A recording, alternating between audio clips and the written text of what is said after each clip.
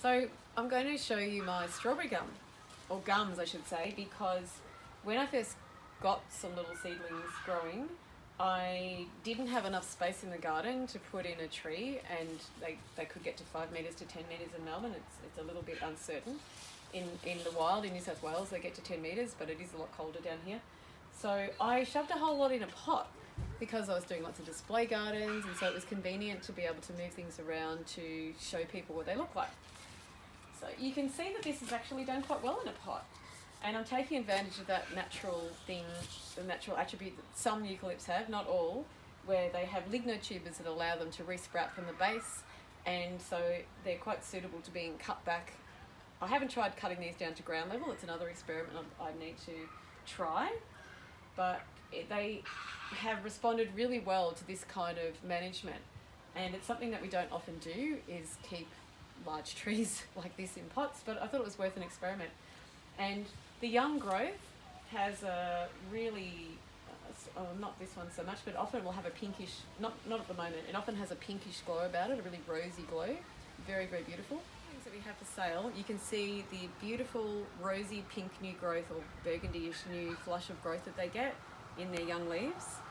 But we don't harvest those young leaves. It's really important to harvest the older leaves, the ones that are fully mature, because they have not only better structure for drying and using, but they also have their essential oils fully developed. So how do we decide where to harvest our plant to keep it in its pot and keep it looking healthy? Harvesting random leaves here and there, never pulling them from the tree, always using snips. Sometimes if I'm using a leaf just to show someone, or to let someone know how well it smells, I'll take off a damaged leaf or a sick leaf, and then I can crush that up and smell it. They get the benefit of learning the beauty of this plant, but the plant doesn't suffer. That leaf was going to drop off soon anyway.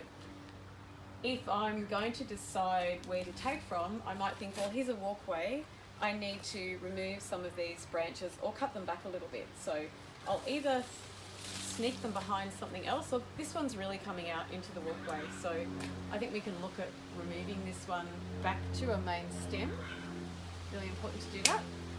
And these leaves are fully mature, a little bit of an insect on there, not living there anymore.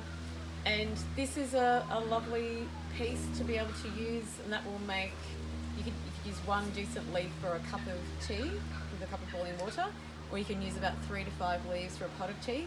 So that's going to make a couple of small pots of tea.